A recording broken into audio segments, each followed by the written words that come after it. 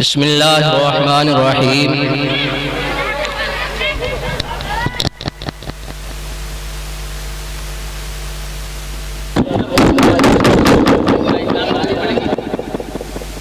متعدبین بآدابہ، اما بعد، فاعوذ باللہ من الشیطان الرجیم، بسم اللہ الرحمن الرحیم۔ یا ایھا الذین آمنوا اجتنبوا کثیرا من الظن ان بعض الظن اثم، وقال النبی صلی اللہ علیہ وسلم ایاکم والظن فإن الظن اکذب الحدیث ولا تحسسوا ولا تجسسوا ولا تحاسدوا ولا تباغضوا ولا تدابروا وكونوا عباد الله إخوانا، او كما قال عليه الصلاة والسلام۔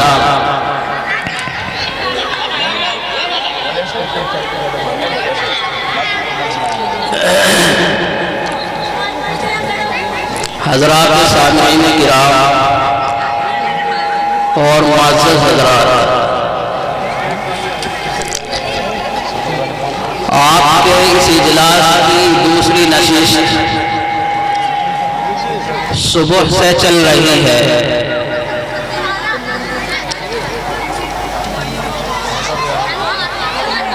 لیکن اتنی بڑی بستی اور اتنا بڑا علاقہ، لیکن یہاں چند ہی لوگ اللہ نے منتخب کر کر بھیجے ہیں۔ یہ اللہ کا انتخاب ہے۔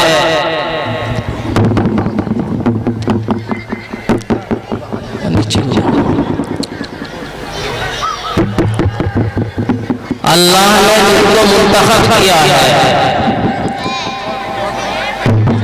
اس کو اپنی مجلس میں بھیج دیا، اور جن کو اللہ نے منتخب نہیں کیا وہ ادھر ادھر گھوم رہے ہیں۔ یہ مجلسیں جو مجلس آج آپ کے یہاں منعقد ہو رہی ہے، یہ مجلس کوئی معمولی مجلس نہیں ہے، یہ علماء کرام کی مجلس ہے۔ یہ مدرسہ جو نبی اکرم صلی اللہ علیہ وسلم کا گھر کہلاتا ہے، اس مدرسے کی مجلس ہے، لیکن آپ حضرات نہ معلوم کون سے کاموں میں مشغول ہیں۔ صبح سے ناظم صاحب کو میں بھی سن رہا ہوں، بیچارے بہت محنت کر رہے ہیں، اللہ کے واسطے سے، رسول کے واسطے سے، علماء کے واسطے سے، مدرسے کے واسطے سے، اور اللہ کے رسول کے جو مہمان ہیں ان کے واسطے سے برابر وہ درخواست کر رہے ہیں، اپیل کر رہے ہیں کہ لوگ یہاں آ جائیں اور اپنے اکابر کی، علماء کی باتیں سن لیں۔ میرا تو یہاں کوئی ارادہ نہ تقریر کرنے کا ہے نہ تھا، لیکن مولانا کا حکم ہے، اس لیے میں حاضر ہو گیا ہوں۔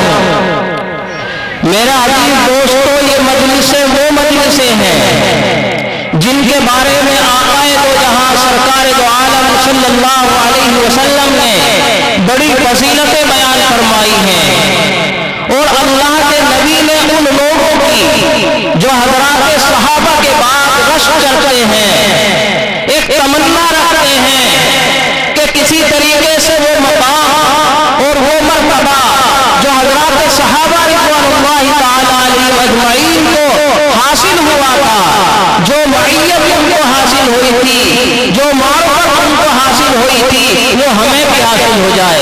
بہت سے لوگ سوچتے ہیں کہ ہمیں بھی اللہ کے نبی سے مصافحہ کرنا نصیب ہو جاتا، ہمیں بھی اللہ کے نبی کی مجلس میں بیٹھنا نصیب ہو جاتا، ہمیں بھی اللہ کے نبی کے صحابہ کی مجلس میں بیٹھنا نصیب ہو جاتا، ہم بھی اللہ کے نبی کو آنکھوں سے دیکھ لیتے. کتنے لوگ ایسے ہیں جن کو یہ حسرت نہ ہو, یہ افسوس نہ ہو کہ اللہ کے نبی ہمارے درمیان سے چلے گئے اور ہم اللہ کے نبی کے بعد آئے ہیں. میرا عزیز دوستو, اللہ کے نبی صلی اللہ علیہ وسلم نے ایسے لوگوں کی جو تمنا کرنے والے ہیں, اللہ کے نبی نے اس خواہش کو پورا فرما دیا ہے.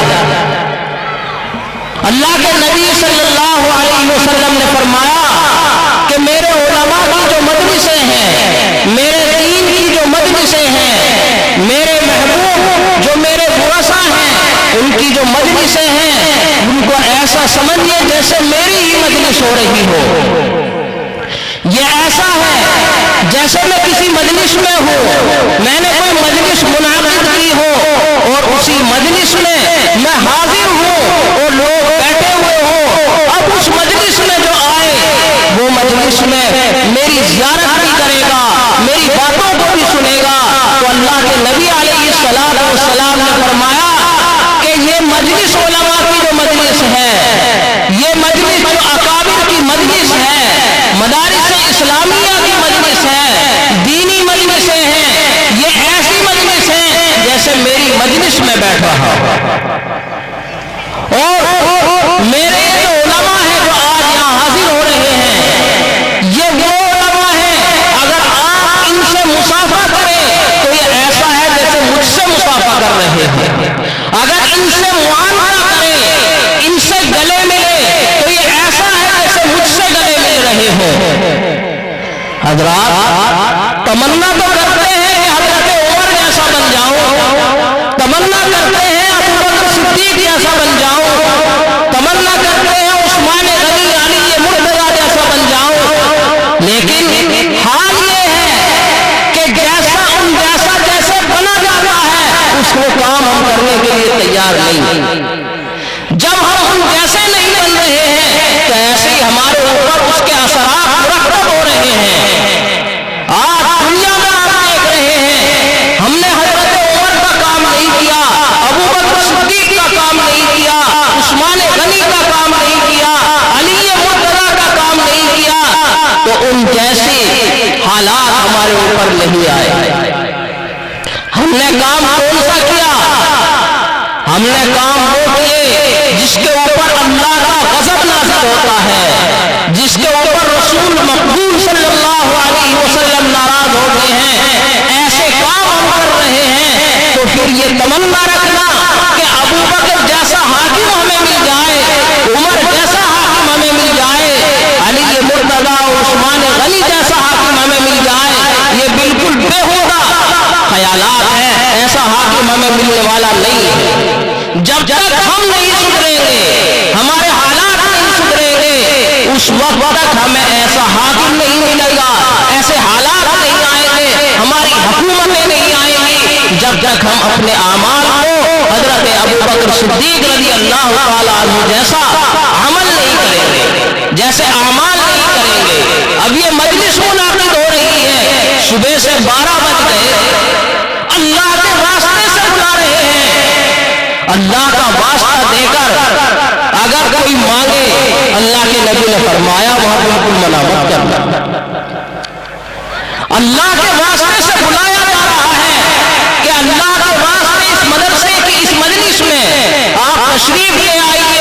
علماء آ رہے ہیں, تشریف لانے والے ہیں کچھ علماء اور کچھ پہلے سے یہاں موجود ہیں, لیکن آپ حضرات کو میری آواز جہاں تک پہنچ رہی ہے, میری درخواست ہے کہ فوراً جلسہ میں تشریف لے آئیں. میں تو تھوڑی دیر آپ کے درمیان میں ہوں, بڑے اکابر بڑے علماء یہاں تشریف لانے والے ہیں. حضرت شیخ مولانا سید بلال حسین صاحب دامت برکاتہم تشریف لانے والے ہیں, اور بھی بڑے بڑے اکابر تشریف لائیں گے.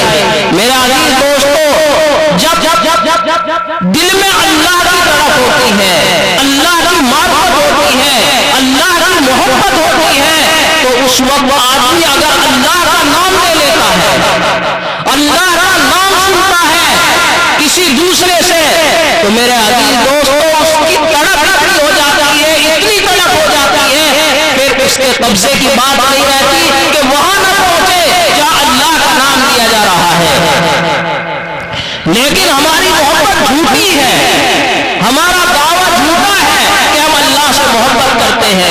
رسول سے محبت کرتے ہیں، یہ ہمارا جو دعویٰ ہے یہ جھوٹا ہے۔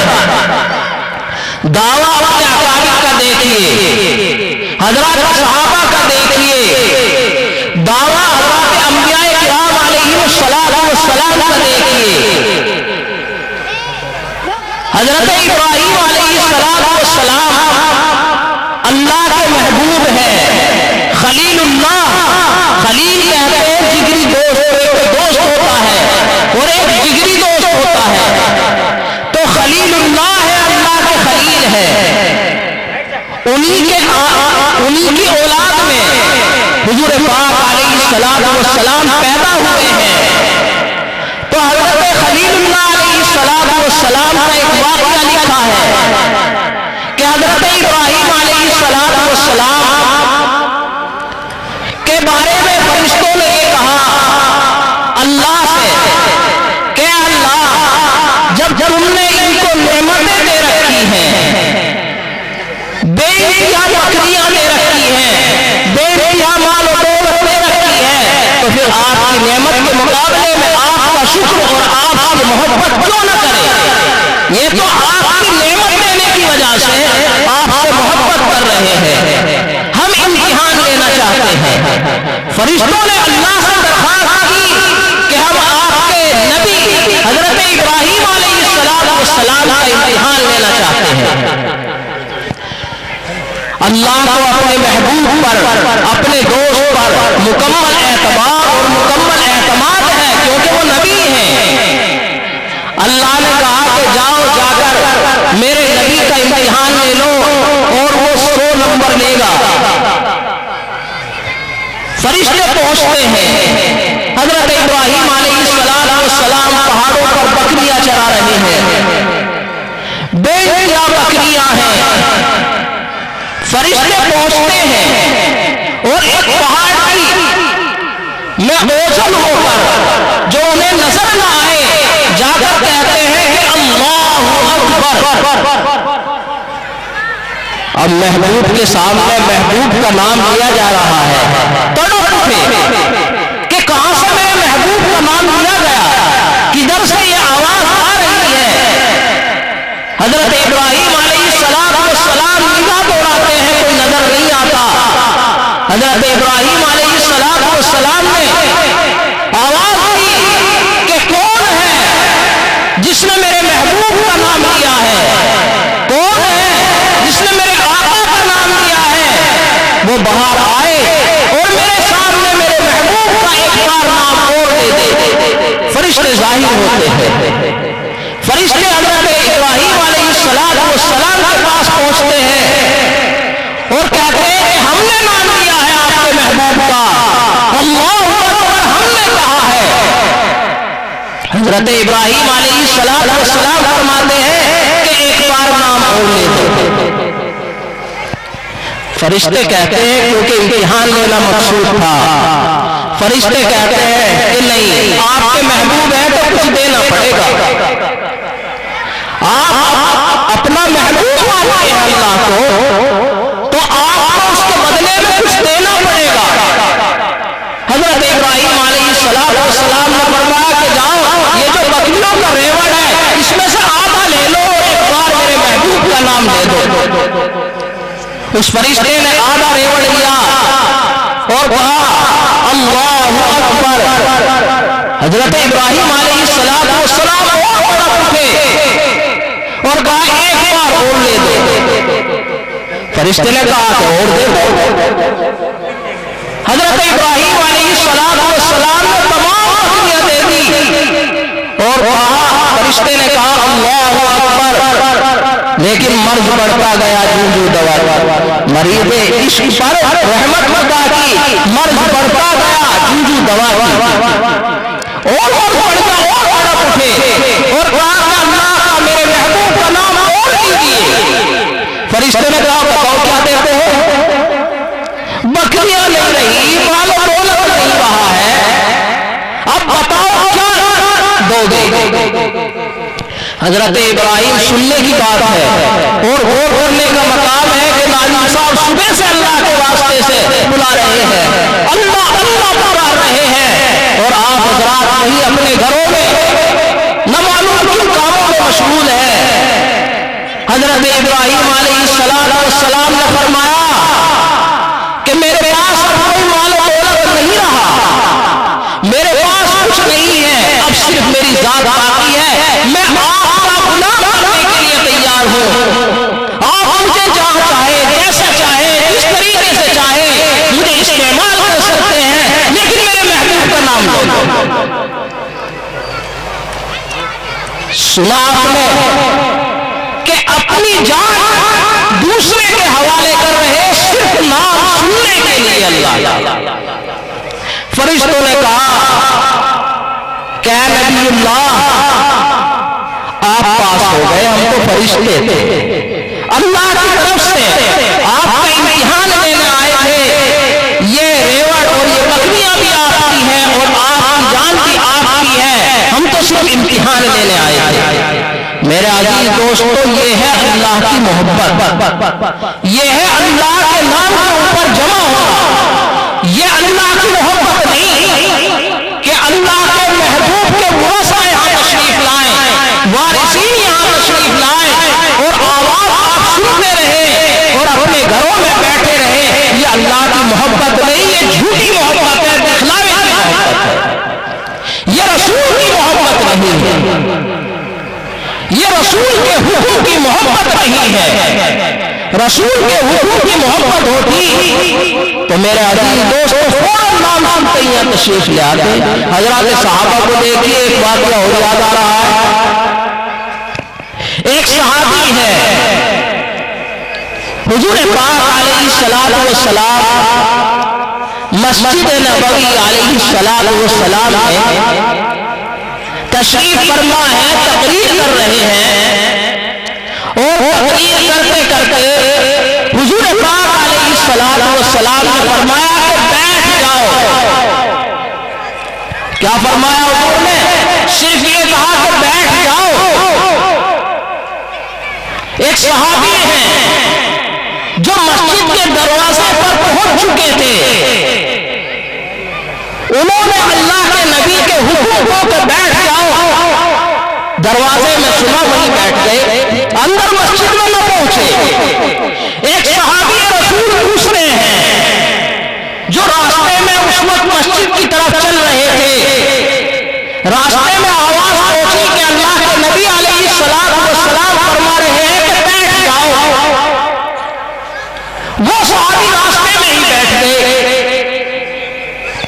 اللہ کے نبی کا مقصد تو وہ یہ تھا کہ جو مسجد میں آ گئے ہیں یہاں بیٹھ کر کھڑے نہ ہو، لیکن ان صحابہ نے راستے میں سنا وہی بیٹھ گئے، دروازے پر سنا وہی بیٹھ گئے۔ ان سے بعد میں معلوم کیا گیا کہ حضور پاک علیہ السلام نے تو یہ فرمایا تھا کہ مسجد میں آ کر بیٹھ جاؤ، آپ دروازے پر بیٹھ گئے، آپ راستے میں بیٹھ گئے۔ میرے عزیز دوستو، سننے کی بات ہے کہ ان کا جواب کیا تھا؟ جواب وہ نہیں تھا جو آپ جواب دے رہے ہیں، جواب وہ نہیں تھا جو صبح سے پکار رہے ہیں اور آپ اس کا جواب نہیں دے رہے ہیں۔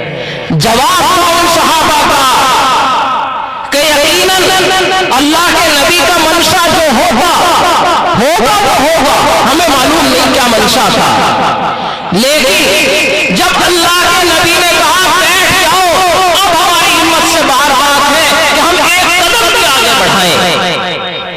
اللہ کے نبی کا حکم ہو اور ہم قدم اٹھا دیں، یہ ہمارے قبضے سے باہر کی بات ہے۔ یہ تھے صحابہ، یہ تھے حضرت ابوبکر صدیق، یہ تھے عمر فاروق، یہ تھے عثمان غنی، یہ تھے علی مرتضیٰ، یہ تھے حضرات صحابہ۔ ان جیسا بننے کے لیے آپ کو وہ کام کرنے پڑیں گے، وہ اعمال کرنے پڑیں گے جو اعمال انہوں نے کیے ہیں۔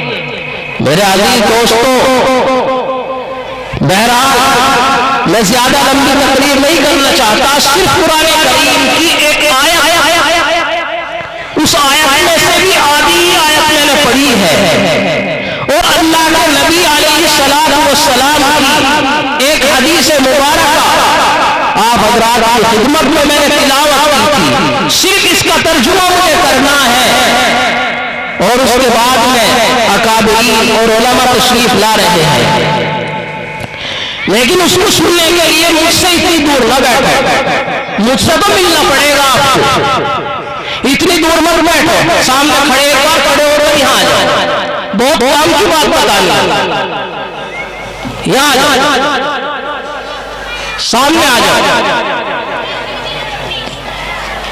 اتنی جگہ چھوڑ رکھی ہے شیطان، انتظار کر رہا کس طریقے سے حملہ کروں، کیسے حملہ کروں، تم حملہ کروا رہے ہو شیطان، آ جاؤ، دوسرے دیکھ لیں کہ یہاں پہ کوئی بھی نہ آیا، کوئی نظر نہیں آ رہا یہاں پہ، وہ جا رہے ہیں، مجھے ملے راستے میں کہ کوئی بھی نہیں ہے، مطلب آپ تو جاؤ، ہر آدمی اگر یہ سوچتا رہا کہ یہاں کوئی نہیں ہے تو پھر آئے گا کون، پھر تو سب اسی بات کو سوچتے سوچتے سب نکل جائے۔ دیکھو کبھی بھی قلت جو ہے، قلت افراد، یہ قلت افراد جو ہوتی ہے یہ وزن میں بھاری ہوتی ہے، علماء تشریف فرمائے ان سے پوچھو قلت افراد جو ہوتا ہے یہ بہت بھاری اور وزنی ہوتی ہے، اور اکثر اور کثیر تعداد میں جو افراد ہوتے ہیں وہ وزنی نہیں ہوتے، وہ کچھ دیکھنے والے ہوتے ہیں، کچھ مقرر کا چہرہ دیکھنے والے ہوتے ہیں، کچھ لوگوں کو کتنی بھیڑ ہے اس کو دیکھنے والے ہوتے ہیں، لیکن جو آپ حضرات یہاں تشریف فرمائے یہ حقیقت میں اللہ کی محبت اور اللہ نے منتخب کر کر آپ کو بھیجا ہے، اس لیے محض عمل نیت سے اس قرآن کریم کی اس آیت کے ٹکڑے کا ترجمہ سن لو اور عمل نیت کر لو۔ میرا عزیز دوستو، اس میں اللہ نے اس آیت کریمہ کے اندر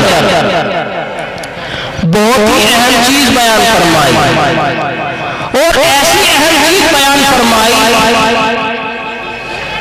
کہ اس میں نہ کچھ کرنا ہے، نہ اس سے بچنے کے لیے کچھ کرنا ہے، اور نہ اسے کرنے کے لیے کچھ کرنا ہے۔ بہت سارے گناہ آدمی کرتا ہے تو کچھ گناہ ظاہری ہوتے ہیں کہ ظاہر میں ہم گناہ کرتے ہیں، مثلا کسی کی چوری کر کر، کسی کو قتل کر دیا، یا دوسرے جو کام ہے ظاہر میں نظر آتے ہیں، جوا کھیل لیا، سٹا کھیل لیا، دھوکہ دھڑی کر دی کسی کے ساتھ، کسی کا مال ہڑپ لیا، یہ ظاہری گناہ ہوتے ہیں، اور کچھ گناہ ایسے ہوتے ہیں جو ظاہری نہیں ہوتے، ظاہر میں اس کا کوئی عمل نظر نہیں آتا ہے، کچھ گناہ ایسے بھی ہوتے ہیں، اور کچھ گناہ ایسے ہوتے ہیں کہ جس میں کچھ نہ کچھ لذت محسوس ہوتی ہے، مثلا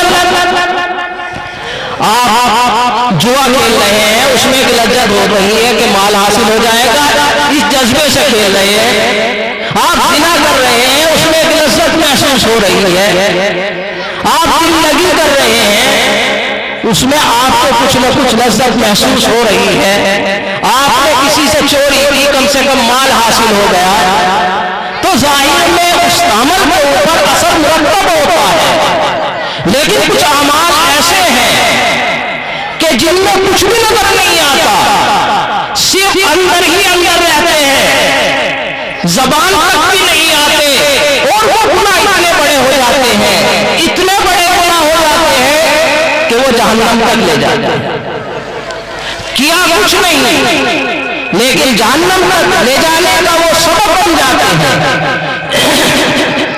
میرا عزیز دوستو، اس آیت کریمہ میں اللہ رب العزت نے اسی کی نشاندہی فرمائی ہے کہ یہ جو عمل ہے اس سے بچ جاؤ۔ اللہ کے نبی علیہ السلام نے پھر اس کی تفصیل بیان فرمائی ہے۔ قرآن کریم کی اس آیت میں اللہ نے فرمایا یا ایھا الذین آمنوا اجتنبوا کثیرا من الظن، کہ اے ایمان والو تم ظن سے بچ جاؤ، کثرت ظن سے بچ جاؤ، کیوں بچ جائے؟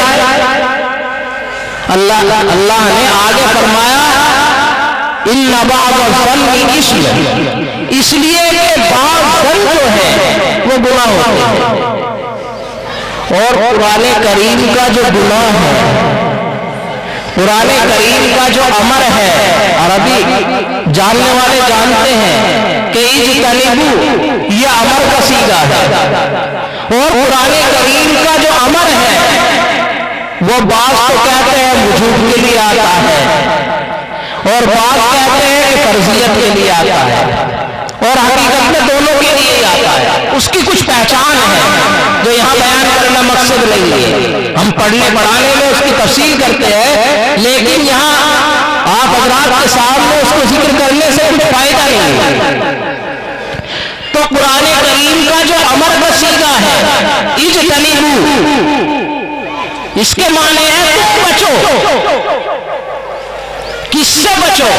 یہ جو بچو ہے یہی امر ہے، اس کو سمجھ لیجیے کہ اس کو امر کہتے ہیں کہ تم بچو، کس چیز سے بچو؟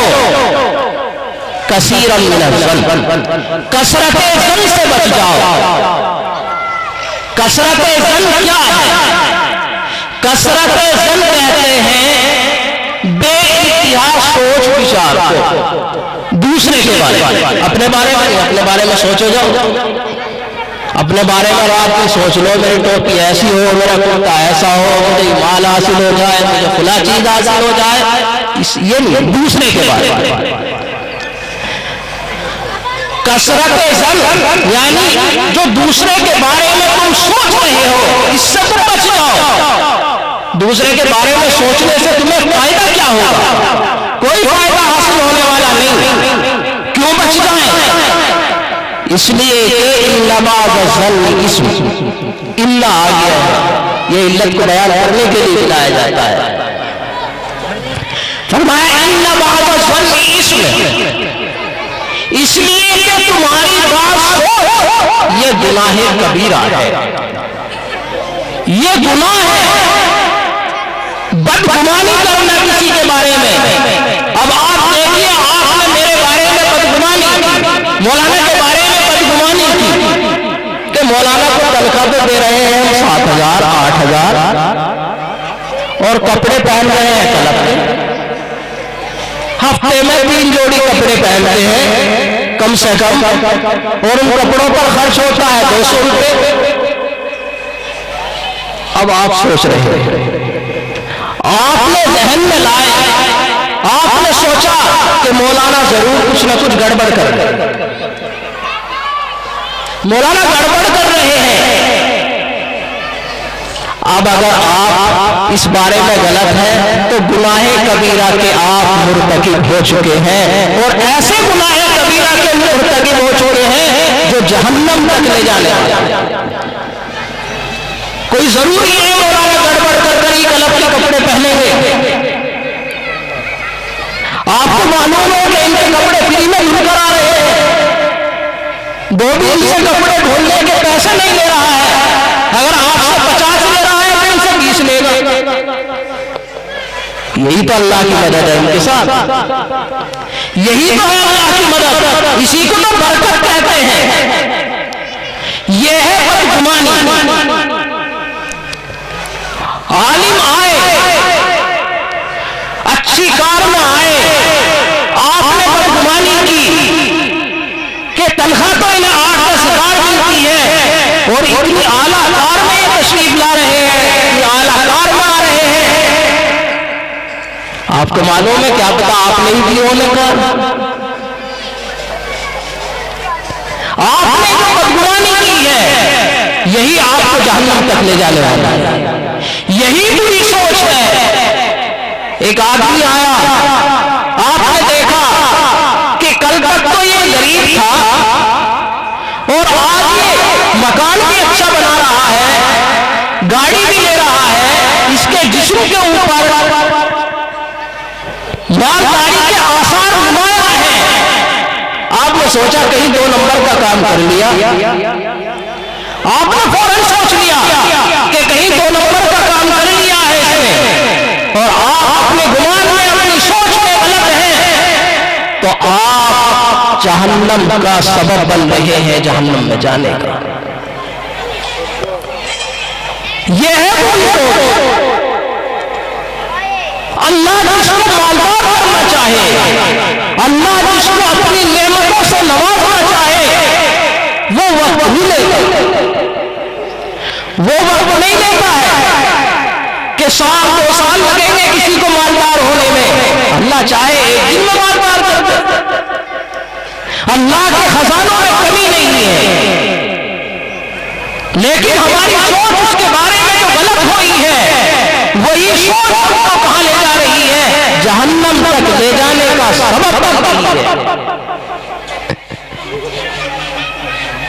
مالداری کوئی بڑی چیز ہے؟ کوئی بڑی چیز نہیں ہے مالداری. کل آپ اپنی زندگی میں غور کیجیے، کل جو بالکل اسفل قسم کے تھے، نچلے درجے کے تھے، آج کہاں پہنچ گئے؟ اور کل جو بہت اعلیٰ قسم کے لوگ تھے، آج کہاں آ گئے؟ یہ آپ کے سامنے نظارہ ہے، لیکن آپ نے سوچو بدلا اور آپ نے بدگمانی کی، بد سوچی کی، اور یہی بد سوچی ہمیں جہنم تک لے جانے کا سبب بن جاتا ہے. مالداری میں دیر نہیں لگتی، کسی کے اچھا بننے میں دیر نہیں لگتی. ایک آدمی جماعت میں گیا، وہ نماز پڑھنا شروع کر دی، اس نے دین کی دعوت دینا شروع کر دیا. آپ نے کہا کہ کل تک تو فلاں گناہ میں مبتلا تھا، آج بن رہا ہے، آج قاضی بن گیا، یہ امیر صاحب بن رہا ہے آج. ارے کل تک تھا لیکن اللہ نے اس کو نوازا، تو آپ بدگمان کیوں رہے ہیں؟ یہ بدگمانی ہے. اب آپ بتلائیے کہ یہ بدگمانی کر کے آپ کو ملا کیا؟ نہ تو مالدار کا مال چھینا، نہ مولانا کے کپڑے چھینے، اور نہ عالم کی کار چھینی، کچھ بھی نہیں چھینا آپ نے، نہ کچھ ملا آپ کو، لیکن آپ اپنے آپ کو گناہوں کے اندر مبتلا کر رہے ہیں، اس چھوٹی سی سوچ سے کر رہے ہیں. میرے عزیز دوستو، اللہ کے نبی علیہ السلام کی تفصیل اگر ہم دیکھتے ہیں تو اللہ کے نبی نے اسی کی تفصیل کی اس حدیث میں کہ ایاکم والظن، جو اجتنبوا کے معنی ہیں وہی ایاکم کے معنی ہیں. فرمایا ایاکم والظن کہ تم سوچ سے بچو، خاص سوچ سے. ایاکم والظن، الف لام لگا رکھا ہے اس کے اوپر.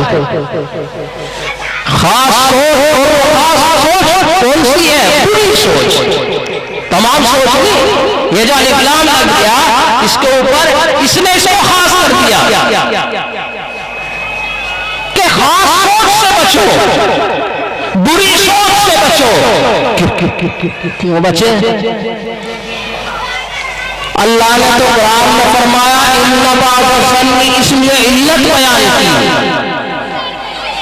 اور اللہ کے نبی علیہ السلام فرما رہے ہیں کہ ایاکم والظن فإن الظن اکذب الحدیث، کہ یہ جو بری سوچ ہے تمہاری، یہ جو برائی ہے تمہارے ذہنوں کے اندر، یہ برائی جو ہے سب سے بڑا جھوٹ ہے.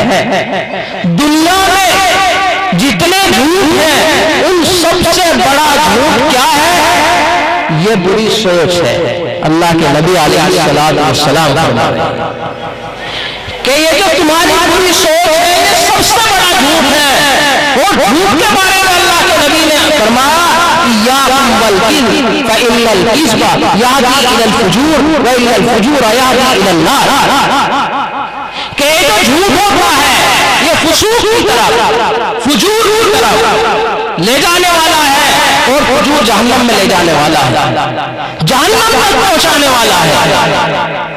میرے عزیز دوستو، یہ ہے پوری سوچ جس کا کوئی بھی فائدہ ہمیں حاصل نہیں ہوتا ہے، صرف ذہن تک محدود رہی اور ہمیں ظاہر میں کوئی بھی فائدہ حاصل نہ ہوا، اور ہم جہنم میں جانے کا سبب بن. ایک چیز تو اللہ کے نبی علیہ السلام نے فرمائی. دوسری چیز اسی حدیث میں اللہ کے نبی نے فرمایا کہ وَلَا تَحَسَّسُوا وَلَا تَجَسَّسُوا، یہ بھی ایسی عمل ہے کہ اگر تم سے کوئی بات چھپانا چاہتا ہے تو اس کی تہمت مت لگو۔ دو آدمی ہیں مجلس میں سے اٹھ کر گئے اور مجلس سے اٹھ کر انہوں نے کہا کہ ہمیں کوئی بات کرنی ہے۔ اب وہ کمرے میں پہنچے، کمرے میں پہنچنے کے بعد آپ پہنچے اور کان لگا دیے کہ دیکھیں کیا بات کر رہے ہیں۔ یہ ہے تحسس، اس کو کہتے ہیں تحسس، کہ تم تحسس نہ کرو کہ آپ سے کسی نے اپنی بات کو چھپانا چاہا اور آپ اس کو تلاش کرنا چاہتے ہیں، تمہیں کیا فائدہ ہوگا؟ آپ کی کان لگا کر نہ معلوم کون سی بات ہے اس کو سننا چاہتے ہیں اور سن کر دوسروں تک پہنچانا چاہتے ہیں۔ اللہ کے نبی نے فرمایا کہ اس سے بچ جاؤ۔ یہ بھی ایک ایسا عمل ہے کہ جس عمل کا ظاہر میں کوئی بھی فائدہ حاصل ہونے والا نہیں ہے۔ تیسری چیز اللہ کے نبی علیہ السلام نے فرمایا تجسس نہ کرو۔ تجسس کا ترجمہ اگر میں کروں کہ مخبری نہ کرو، کہ تم جستجو میں ہو، کسی کے عیب ہو، کسی کے گناہ کو تلاش کر رہے ہو اور تلاش کر کر دوسری جگہ تک پہنچا رہے ہو، اس کو کہیں گے تجسس۔ فرمایا تجسس نہ کرو، تمہیں کیا فائدہ ہوگا اس تجسس کا؟ تمہیں کیا فائدہ ہوگا؟ ظاہر میں کوئی فائدہ تمہیں حاصل ہونے والا نہیں ہے۔ میرے عزیز دوستو، اس سے بھی اللہ کے نبی علیہ السلام نے منع فرمایا کہ تم تجسس نہ کرو، تحسس نہ کرو، کیونکہ اس سے تمہیں کوئی فائدہ حاصل ہونے والا نہیں ہے۔ اللہ کے نبی علیہ السلام نے آگے فرمایا کہ وَلَا تَحَاسَدُوا، ایک اور آیت بیان کر دیا کہ تم آپس میں ایک دوسرے سے حسد مت کرو، آپس میں ایک دوسرے سے حسد مت کرو۔ حسد کسے کہتے ہیں؟ حسد کہتے ہیں کہ دوسروں کو اللہ نے جو نعمت دی ہے اس نعمت کے ظاہر ہونے کی تمنا کرنا، کہ اللہ تو نے جو اسے نعمت دی ہے اس سے چھن جائے، مجھے حاصل ہو یا نہ ہو لیکن اس سے چھن جائے، یہ ہے حسد کرنا۔ اس سے کیا فائدہ ہوگا؟ اگر وہ نعمت تمہیں مل گئی تو کچھ فائدہ ہوگا، لیکن آپ نے اس سے حسد کیا، اور حسد کہتے ہیں کہ دوسرے کے اوپر جو نعمت اللہ نے نچھاور کی ہے ان نعمت میں ظاہر ہونے کی تمنا کرنا، اس کو حسد کہتے ہیں۔ اور حسد اس لیے بھی برا ہے کہ اللہ نے ایک آدمی کو نعمت دی ہے، اللہ نے مال و دولت دیا ہے، اور آپ اللہ کی تقدیر کے اوپر اعتراض کر رہے ہیں۔ اللہ کہتا ہے کہ میں اسے نعمت دوں گا اور آپ کہتے ہیں کہ اسے نعمت نہیں ملنی چاہیے۔ اللہ کے فیصلے کے بیچ میں آنا یہ اللہ سے جھگڑا کرنا ہے، اللہ سے مقابلہ کرنا ہے، اور اللہ سے مقابلہ کرنا یہ کسی کے قبضے کی بات نہیں، کسی کے بس کی بات نہیں، وہ ہلاک ہوگا، ہر حال میں ہلاک ہوگا۔ اگر آپ کسی کے کو نعمت ملی ہے اور اس کے ظاہر ہونے کی تمنا کر رہے ہیں تو سمجھ لیجیے کہ آپ اللہ سے مقابلہ کرنا چاہتے ہیں، اور اللہ سے مقابلہ جو کرنا چاہتا ہے وہ ہلاک ہوا ہے۔ اللہ سے مقابلہ فرعون نے کیا، نمرود نے کیا، اللہ سے مقابلہ دیکھ لو کہاں ہے، ابو جہل نے کیا، دیکھ لو کہاں ہے، آج کوئی ان کا نام لینے والا بھی نہیں ہے۔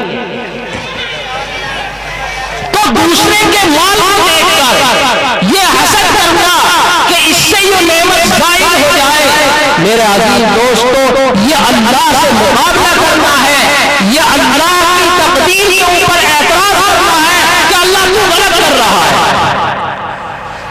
اور اللہ غلط کر دے گا؟ اللہ جس کو چاہے نعمتیں دے، اللہ جس کو چاہے نعمتیں نہ دے، یہ اللہ کا فیصلہ ہے، اللہ دینے والا ہے، اللہ کے خزانے میں سے دیا جا رہا ہے، آپ کے خزانے میں سے نہیں دیا جا رہا ہے۔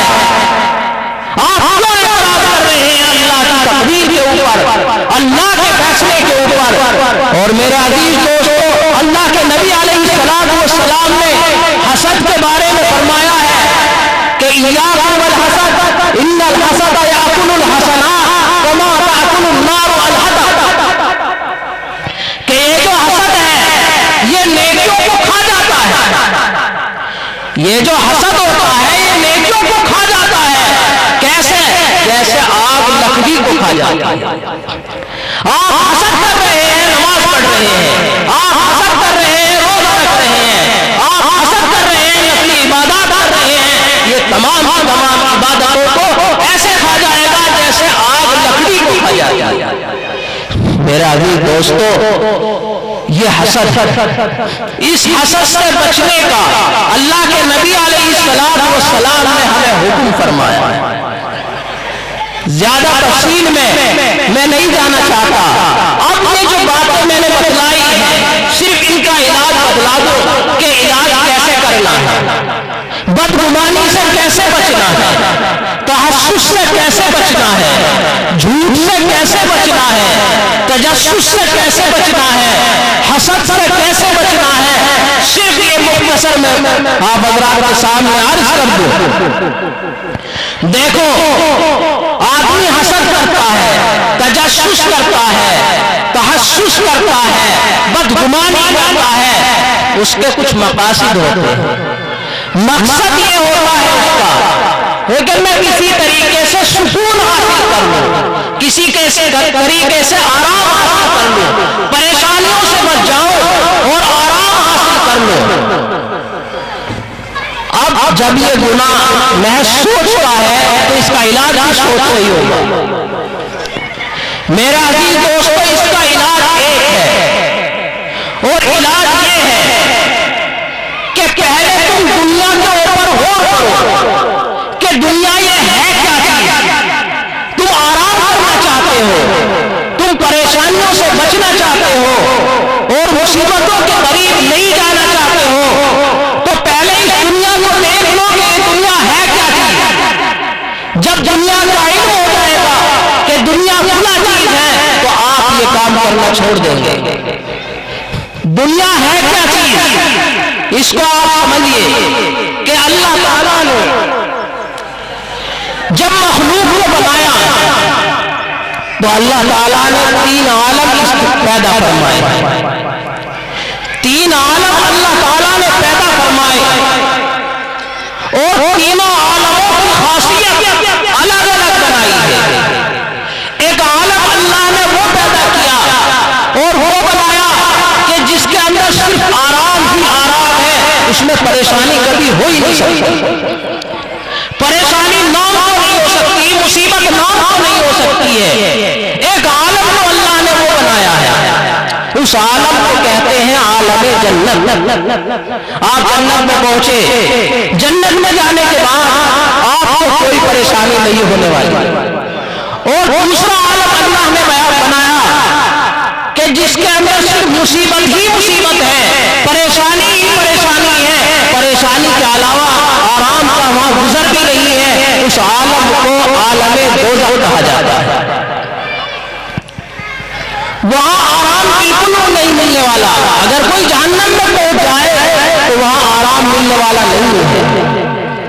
اور تیسرا عالم اللہ نے جو بنایا ہے، تیسرا عالم اللہ نے وہ بنایا جو ان دونوں سے ملا کر بنایا ہے، آرام اور پریشانی سے ملا کر اللہ نے اس دنیا کو بنایا ہے، اس کو عالم دنیا کہا جاتا ہے۔ دیکھو آپ، جب یہ دنیا اور اس دنیا کو اللہ نے 2 چیزوں سے بنایا ہے، اس کے خمیر میں آرام، اس کے خمیر میں پریشانی، ان دونوں کو ملا کر اللہ تعالیٰ نے اس دنیا کو بنایا ہے، تو اگر آپ یہ سوچتے ہیں کہ اس دنیا کے اندر آ کر ہم پریشانی میں مبتلا نہ ہو، اس دنیا کے اندر آ کر ہم کسی مصیبت میں مبتلا نہ ہو، صرف آرام ہی آرام وقوفی ہے، خام خیالی ہے، آپ کے ذہن کی کمی ہے، اس کے علاوہ کچھ نہیں ہے۔ کیوں؟ اس لیے کہ جب اللہ تعالیٰ نے اس دنیا کی فطرت ان دونوں چیزوں سے بنائی ہے تو کوئی چیز اپنی فطرت سے نہیں ہٹ سکتی ہے۔ جب اس کے خمیر میں دونوں چیزیں ہیں تو دونوں چیزوں کا ملنا یقینی ہے۔ اگر صرف آرام ہی آرام ملنا ہوتا تو آقائے دو جہاں سرکار دو عالم صلی اللہ علیہ وسلم جو اللہ کے محبوب ہیں، تمام دنیا کے محبوب، فرشتوں کے محبوب، نبیوں کے محبوب ہیں، ان کو پریشانی نہ ملتی، ان کو پریشانی کیوں ملتی؟ اگر یہ دنیا صرف آرام سے بنتی تو اللہ کے نبی علیہ السلام کو کبھی کوئی پریشانی نہ ہوتی۔ حالانکہ اللہ کے نبی علیہ السلام کو کتنی پریشانی ہوئی، اللہ کے نبی علیہ السلام خود فرماتے ہیں کہ مجھے اس دنیا میں اتنا ستایا گیا کہ آج تک جب سے دنیا بنی ہے اور آج تک کسی کو نہیں ستایا گیا۔ مجھے اتنی پریشانیاں دی گئی کہ آج تک کسی کو کوئی پریشانیاں نہیں دی گئی۔ اور اللہ کے نبی آگے بیان کرتے ہیں کہ مجھے اتنا آرام دیا گیا کہ آج تک کسی کو اتنا آرام نہیں دیا گیا۔ معلوم ہوا کہ دونوں چیزیں مل گئی۔ جب اللہ اپنے محبوب کو دونوں چیزیں دے رہا ہے، آرام بھی دے رہا ہے، پریشانی بھی دے رہا ہے، تو پھر ہم کون ہیں؟ ہم کیا چیز ہیں؟ دنیا کی فطرت ہے، اور کسی بھی چیز کی اگر فطرت ہے تو اس سے ہٹا نہیں جا سکتا۔ دیکھو انسان کی فطرت ہے سانپ سے ڈرنا۔ سانپ آیا، اگر تمہیں نظر نہ آیا، کسی نے کہا کہ سانپ کود ہو جاتا ہے، کودنے لگتے ہیں، ڈر جاتے ہیں۔ کیوں؟ اس لیے کہ سانپ سے ڈرنا یہ انسان کی فطرت ہے، اس سے کبھی ہٹا نہیں جا سکتا۔ اور انسان کی چاہے یہ معلوم ہو کہ یہ سانپ ہمیں کاٹے گا نہیں، پھر بھی ہاتھ نہیں لگا سکتا۔ یہ یقین بھی ہو کہ یہ سانپ ہمیں کاٹنے والا نہیں ہے، لیکن پھر بھی ہاتھ لگانے سے آدمی ڈرے گا۔ کیوں؟ اس لیے ڈرے گا کہ انسان کی فطرت میں اس سے ڈرنا آیا۔ دیکھو ایک واقعہ یاد آیا، حضرت موسیٰ علیہ السلام